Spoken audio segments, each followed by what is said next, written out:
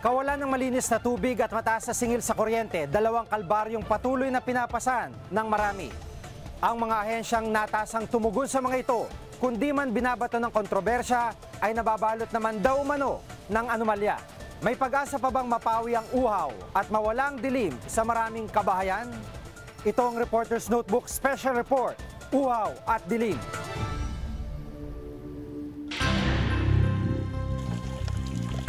Tubig at kuryente.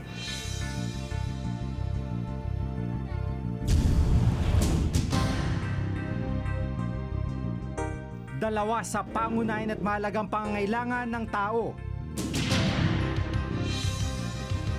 Gayunman hanggang ngayon, marami pa ring lugar sa Pilipinas na kung hindi man uhaw sa malinis na tubig, patuloy naman ang pangangapa sa dilim.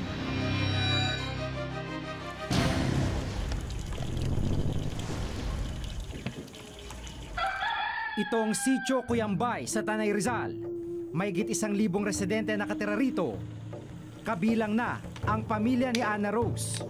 5 taon na silang naninirahan dito, pero hanggang ngayon, uhaw pa rin sila sa isang mahalagang pangangailangan.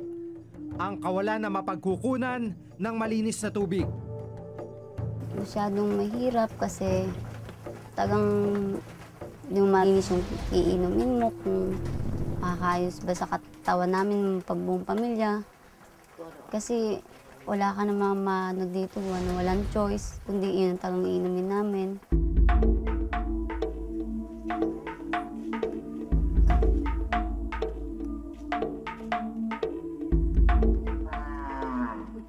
Araw-araw, mahigit 2 kilometro ang kailangang bagtasin ng panganay niyang anak na si Joanna para mag-igib ng tubig. Kahit umuulan at maputik ang daan, tila hindi alintana.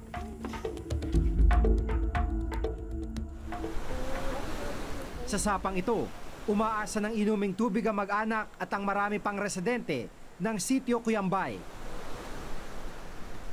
Iniinom niyo yan? Opo.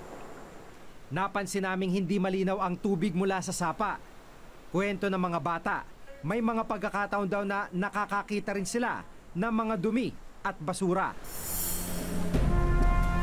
Pero dahil walang ibang mapagkukunan, tinitiis na lamang nila ito. Ang araw po na hindi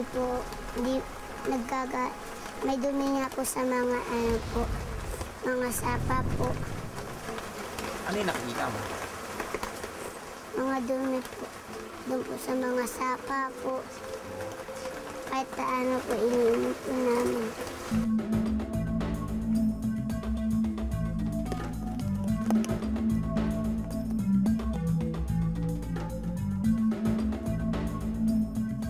Ang maruming tubig na kanilang inigib, kadalasang ginagamit na pansaing at inumin. Yung tulong namin sana sa barangay na to, mabigyan kami ng malinis sa tubig.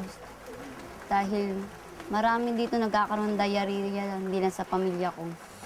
Nakakasakit po ako, kaya hindi po ako nakakapasok. Ba't ka nagkakasakit?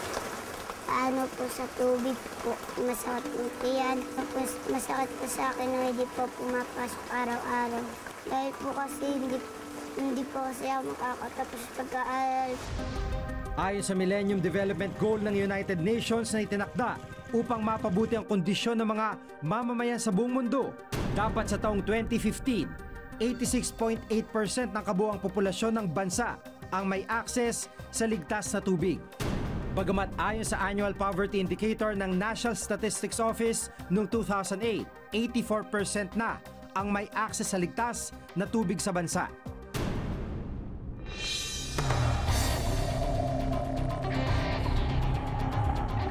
May ilang uhaw pa rin hanggang ngayon sa malinis na tubig. Noong Hulyo, ipinag-utos ng Ombudsman ang pagpapatalsik kay Pichay matapos matuklasan nakatanggap umano ng 3.8 million pesos sa loob ng 1 taon. They got more than double. Hindi. Isang maliit na yan siya, in-upstage mo yung Supreme Court in terms of getting perks.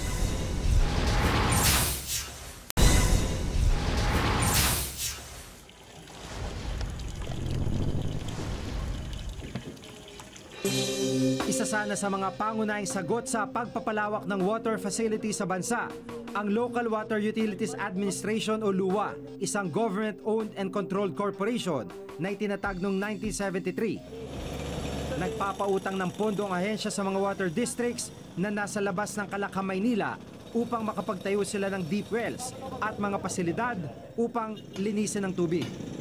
Ayon mismo sa ginawang pag-aaral ng LUA noong taong 2000, 10 bilyong piso ang kailangan kada taon para maibigay ang gripo sa bawat bahay.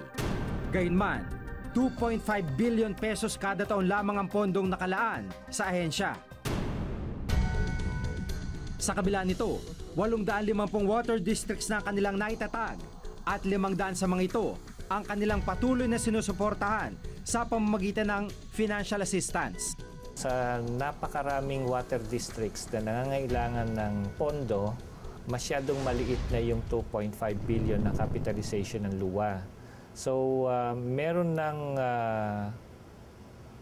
ginawang pag-aamyenda doon sa capitalization ng LUA, ngunit hindi ito naging batas. Kakarampot na nga ang pondo ng ahensya, lalo pa itong nalugmok dahil balot din daw ito ng anomalya. Sa opisina ng LUA, inabutan naming nakatenga mga ito. Portable Water Quality Monitoring Equipment ang tawag sa mga kagamitang ito. Mga gamit na pangsuri para malaman kung may mikrobyo ang tubig.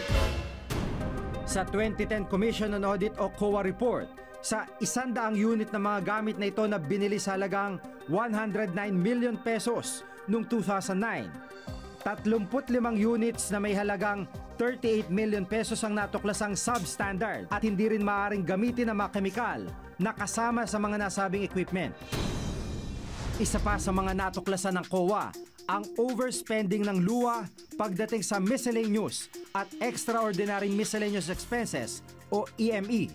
Ayon sa COA report, 554,000 pesos ang aprobadong budget para sa mga extraordinary miscellaneous expenses at 432,000 pesos naman para sa mga miscellaneous expenses.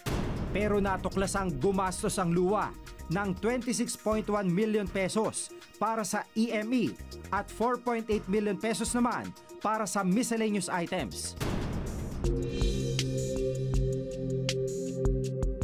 Ang ilan daw sa pondong ito ginamit daw sa flower arrangements, mamahaling regalo at maging sa pagbili ng alak. Pero hindi pa rito natapos ang umano'y sobra-sobrang paggasta ng ahensya dahil nakakalula rin umano maging ang pasweldo at iba pang benepisyong ibinigay sa mga pinuno at empleyado nito. Ayon pa sa 2010 COA report, may overspending ang LUA na 318 million pesos sa personal benefits at allowances ng mga empleyado at pinuno nito.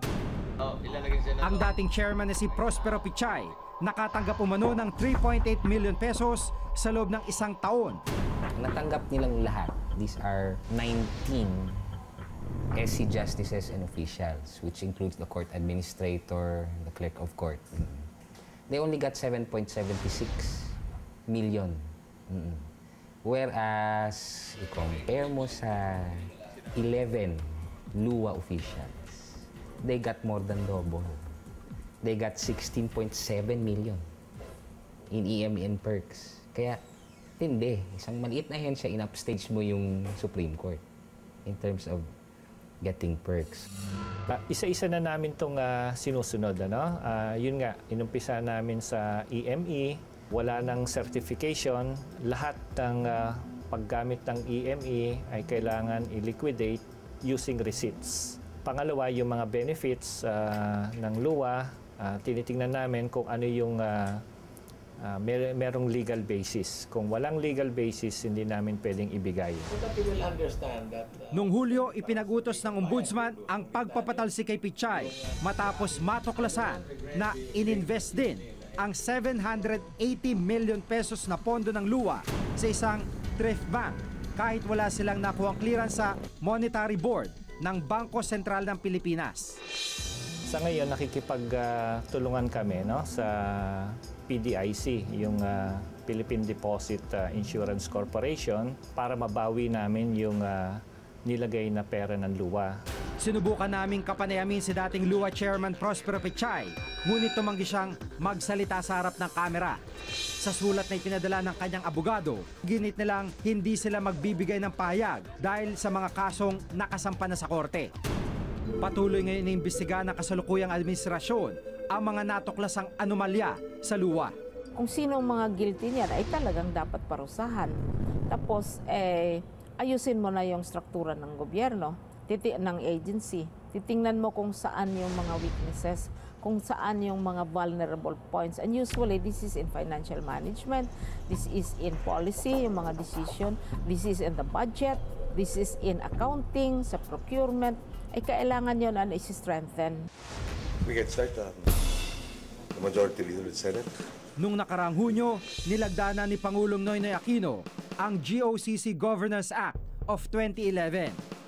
Layo nitong bantayan at suriin ang lahat ng proyekto ng GOCCs at siguraduhin hindi lalabas sa mga pasweldo at benepisyo ng mga empleyado at pinuno nito. Pero maliban sa mga natuklasang anomalya, sa ahensyang tutugon sana sa kawalan ng malinis na tubig. Ang singil sa kuryente na dapat sana ay matagal nang abot kaya ng lahat, patuloy pa rin nagiging kalbaryo ng marami. Ako si Jigo Manicad at itong nakatala sa aking Reporter's Notebook. Gusto rin po namin magkaila, kaya lang po ang pera nga lang po ang ano.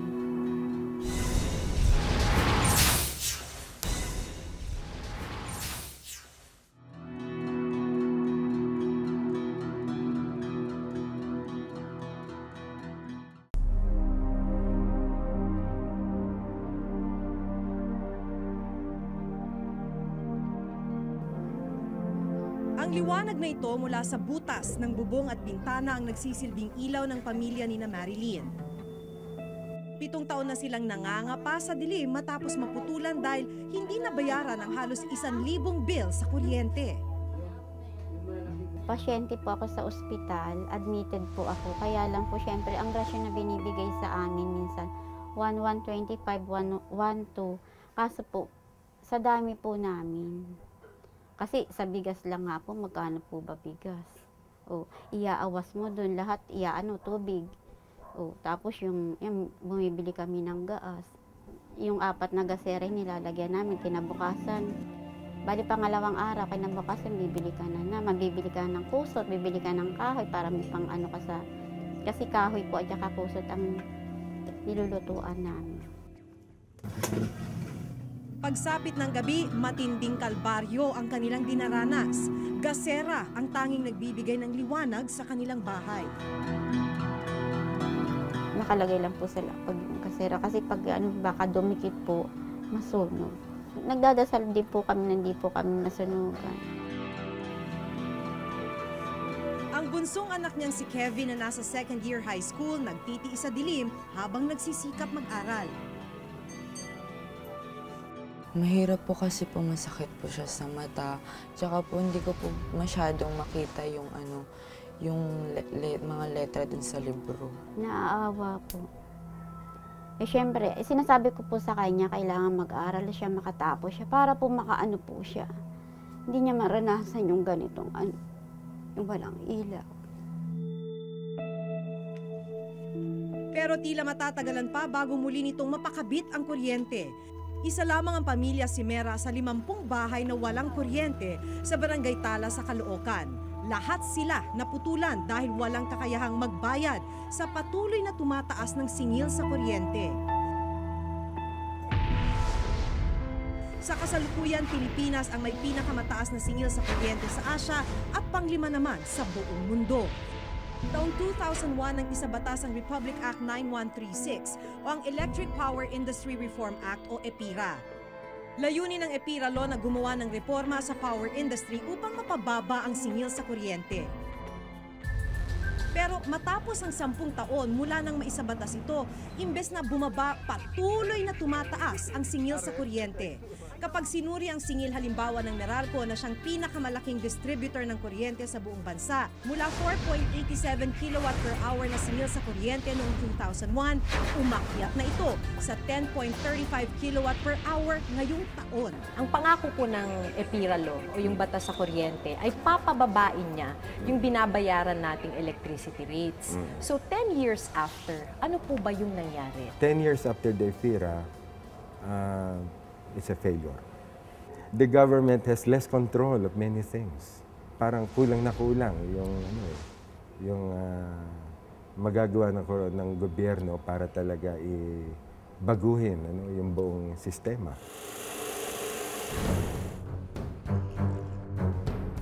Noong nakaraang buwan, ipinanukala sa Kongreso ang pagpapawalang bisa sa EPIRA Law.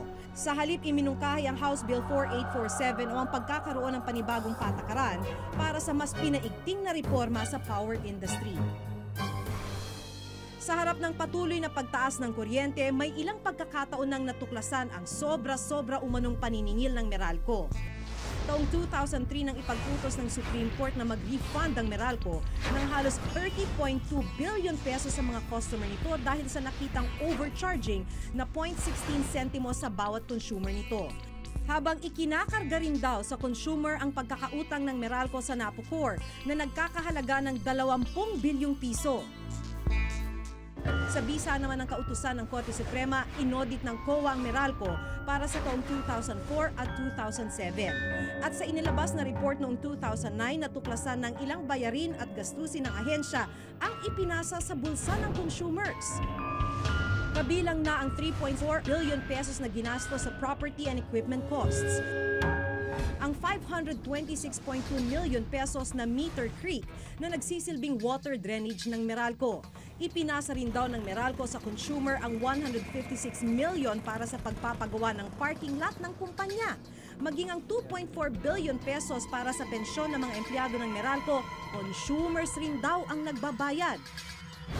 Suma total, umabot daw sa halos 7 billion pesos ang ginawang overcharging ng Meralco sa taong 2004 at 2007.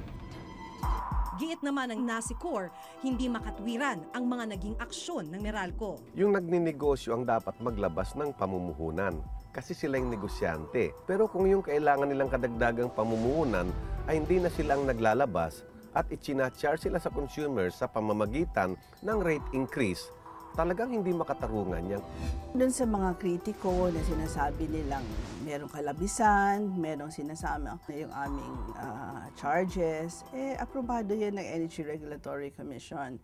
Kung yung generation charge, sunod yan sa formula ng Energy Regulatory Commission din. So siguro yung may mga pag-agam-agam, lumapit lang sa amin. Kung gusto nila, pumunta sila sa Energy Regulatory Commission. Ngayong buwan, inaprubahan ng Energy Regulatory Commission o ERC, ahensyang nagbibigay permiso o clearance sa mga distributor ng kuryente sa pagtataas ng singil, ang hiling na power hike ng Meralco. Bunsod daw ito sa pagtaas ng generation cost ng kuryente dulot ng mga nagdaang bagyo. Tataas ng 14.19 centavos per kilowatt hour ang singil sa kuryente. Halimbawa, ang mga kumukonsumo ng 200 kilowatt per hour may dagdag na 28 pesos sa kanilang bill. Pero ayon sa Meralco, may ibibigay naman silang 21 pesos na distribution discount, kaya lalabas na wala pang 10 piso ang idadagdag sa bill ng consumers. Pero giit pa ng NASICOR, isa pa sa dapat repasuhin ay ang Energy Regulatory Commission. Unang-una, ang dahilan kung bakit mataas ang presyo ng ating kuryente ay yung failure ng ating regulator na i-regulate ang rates. Kasi yung perang siningil nila sa consumers, ang purpose lamang noon ay upang sila ay makabawi doon sa kanilang ginastos nung nakaraan. Tayo, siyempre, inirespeto natin yung ganyang pananaw. Pero kami rin ay humihingi ng pangunawa na yung ginagawa namin na paminsan ay nag-a-approve kami ng mga pagtaas sa singil, ito naman ay mayroon pa ring pag-iisip doon sa interest ng consumer. Kailangan rin daw ng mas mahigpit na pagbabantay ng pamahalaan upang masigurong hindi malalamangan ang mga consumer. Kaya kailangan patigasin ang regulation. At yan ang malaking pagbabago na dapat gawin natin sa industriya ng kuryente. Obligasyon ng pamahalaan na mabigyan ng tubig ang mga nauuhaw at mabigyang liwanag ang mga nasa dilim. Ngunit hanggat marami ang mga katanungan at anomalyang naghihintay ng kasagutan, tila matatagalan pa bago tuluyan itong matugunan. Higit na kailangan ngayon ang mabilis na pagresolba sa mga kasong ito. Dahil sa huli, hindi interes ng iilan ang mahalaga, kundi ang kapakanan ng nakararami. Ako si Maki Pulido at ito ang nakatala sa aming Reporter's Notebook.